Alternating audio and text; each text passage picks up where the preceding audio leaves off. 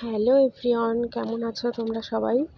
Mamma's লাইফের নতুন আরও একটা ব্লগে তোমাদের সবাইকে স্বাগত, অনেক ভালোবাসা। কেমন আছো তোমরা সবাই আমাকে কমেন্ট সেকশানে জানিও। আহ, এই ভিডিওটা অ্যাকচুয়ালি 14ই আগস্টের করা ভিডিও, যেদিন আমি কলেজ যাচ্ছিলাম। কিন্তু ভিডিওটা আমার এডিট করা হয়নি, ভিডিওটা পোস্ট করা হয়নি সময়ের অভাবে। এদিকে বাড়ি অফিস সামলে আর সময়টা করে উঠতে পারি না যে একটা ভিডিও এডিট করব, ভিডিওটা ছাড়বো। এই সময়টার বড্ড অভাব। তো যেই কারণে আমি সঠিক টাইমে ডেলি ব্লগগুলো ঠিকঠাক করে দিতে পারি না। যেটা 14 তারিখের ভিডিও, আমি এখন এটা ছাড়ছি। তো এটা ছিল আমার কলেজ যাওয়ার দিন, যেদিন আমি কলেজে আমার একটা এক্সাম ছিল। অ্যাকচুয়ালি তোমরা এখন ভাববে যে কেন আমি এখনও কলেজ যাচ্ছি বা কিসের কলেজ। অ্যাকচুয়ালি এটা আইটিআই কলেজ, যেটা আমাদের কলেজটা হলো আমাদের নদিয়াতে। তো যেহেতু কলকাতা থেকে যাচ্ছি নদিয়াতে, পাঁচবেড়িয়া কলেজটা আইটিআই কলেজ। তো তোমরা হয়তো বলতে পারো যে জব করছো তারপরেও কেন আবার আইটিআই করছো, কিসের জন্যে? তো অ্যাকচুয়ালি আমার হাজব্যান্ড আমাকে এখানে ভর্তি করে দিয়েছিল, আর যেই কারণে আমার এটা করা। তো ভাবনা চিন্তা একরকম ছিল যখন ভর্তি হয়েছিলাম, তো সেরকমভাবে কিছু এগোয়নি। তো এক্সামটা না দিলে আমার মনে হলো যে বিষয়টা ভুল হবে, যে কারণে এক্সামটা দিতে যাওয়া। তারপরে কি হবে সেটা ফিউচারেই ডিসিশান নেওয়া যাবে। এখন আপাতত এই বিষয়টা নিয়ে কিছু ভাবছি না, শুধু এক্সামটাই দিতে যাচ্ছি। তো আমি ভোর 6টার সময় ঘুম থেকে উঠেছি, কারণ কলকাতা থেকে আমাদের ওই পাঁচবেড়িয়া রানাঘাটের থেকেও 2টো স্টেশন পর, ওখানে যেতে অনেকটা টাইম লাগে। যে কারণে আমি 6টার সময় ঘুম থেকে উঠে, ট্রেনটা ছিল 7টার সময়, 7টার দিকে আমি চলে এসেছি স্টেশনে। প্রচুর ভিড় টিকিট কাউন্টারে, সেখান থেকে বেরিয়ে আমি মোটামুটি টিকিটটা কেটে স্টেশনে চলে এসেছি। এটা ছিল একটা কি ব্যারাকপুর লোকাল না শান্তিপুর লোকাল একটা ছিল। তো ওই এসে দেখি ওই ট্রেনটা দাঁড়িয়ে আছে। অত সকালে তো বাড়ি থেকে কিছু খেয়ে বেরোনো হয় না, তো আমি না খেয়েই বেরিয়ে পড়েছি। আর বাড়ি থেকে কিছু টিফিনও আনা হয়নি। তো স্টেশনে এসে এখানে দেখলাম যে অনেকটা টাইমও আছে, ট্রেনটা এখনও ঢোকেনি। তো একটু চা আর একটা কেক আমি নিয়েছিলাম।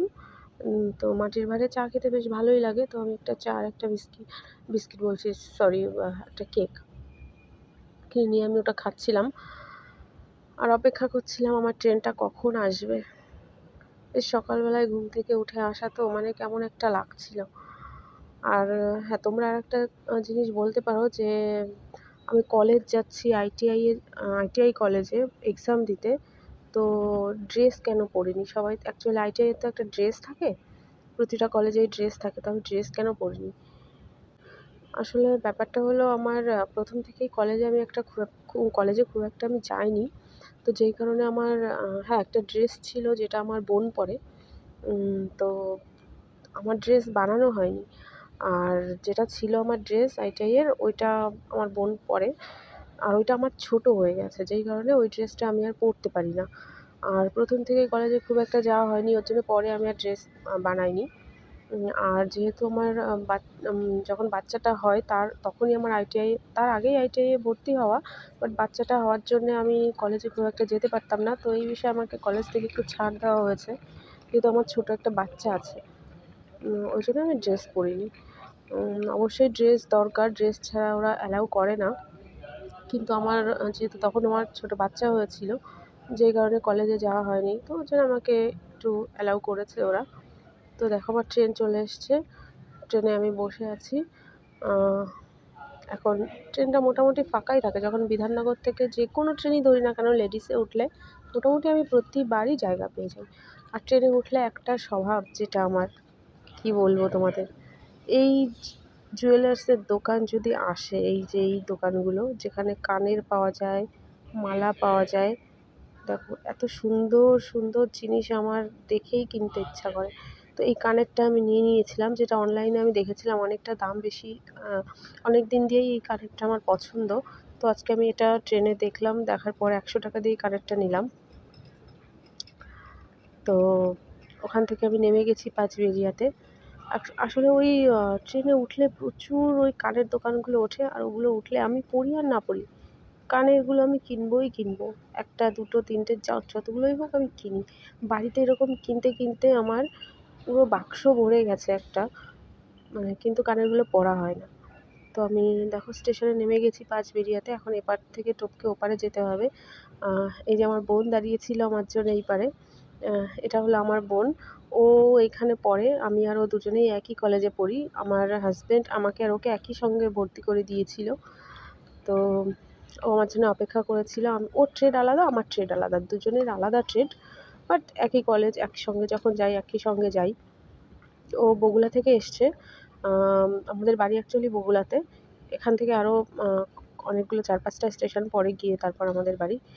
তো ও এসছে বগুড়া থেকে আর আমি এসছি কলকাতা থেকে। তারপর স্টেশন থেকে দেখা করে একসাথে যাচ্ছি। ওর এই টোটোতে বসেছিলাম, এখানে ওর অনেক ফ্রেন্ড ছিল। আর এখানে আমার ট্রেডের কেউ ছিল না, সবাই ওর ট্রেডেরই ছিল। তো কলেজে পৌঁছে গেছি। দেখো কলেজটা খুব সুন্দর, খুব সুন্দর। কলেজটা একটু ভেতরে, স্টেশন থেকে অনেকটা ভেতরে। একদম চারি সাইডে শুধু মাঠ আর মাঠ, আর মাঝখান দিয়ে পাকা রাস্তা। সেই রাস্তা ক্রস করে এসে অনেকটা দূর এসে কলেজ। আসলে আজকে ছিল আমাদের প্র্যাকটিক্যাল পরীক্ষা, কোনো থিওরি পরীক্ষা ছিল না। তো প্র্যাকটিক্যাল পরীক্ষার মোটামুটি ম্যাম আমাদের আঁকতে দিয়েছিল, সেগুলো মোটামুটি আঁকছি। আর আমি সারা বছর পড়াশোনা করিনি, কিচ্ছু জানি না। ওদের হেল্প নিয়ে নিয়ে দেখো সবাই ড্রেস পরে এসছে, শুধু আমিই ড্রেস পরে আসিনি। ওদের হেল্প নিয়ে নিয়ে মোটামুটি আমি করছিলাম একটু, কারণ ওদের হেল্প ছাড়া সম্ভব ছিল না। তো মোটামুটি এক্সামটা সারাটা দিন ধরে দিলাম, দিয়ে আমি আবার স্টেশনে চলে আসলাম। আর আমার বোনও ছিল, ও আমার সাথে আসেনি কারণ ওর এক্সাম এখনও শেষ হয়নি। আমাদের এক্সাম হয়েছিল কটা পর্যন্ত, 6টা পর্যন্ত। ওর তো হয়েছিল 6টা পর্যন্ত, ওই জন্য আমি বেরিয়ে গেছিলাম, ও অনেকটা পরে এসেছিলো। তো আমি একটু আগে আগে বেরিয়ে গেছিলাম কারণ আমার অনেকটা শরীর খারাপ ছিল। তো ম্যামকে বলে আমি একটু আগে বেরিয়ে গেছিলাম। তো যাই হোক, এই ভিডিওটা দেখতে তোমাদের কেমন লাগলো সেটা আমাকে জানিও কমেন্টে। সবাই খুব ভালো থেকো, টাটা, দেখা হবে আর একটা নতুন ব্লগে।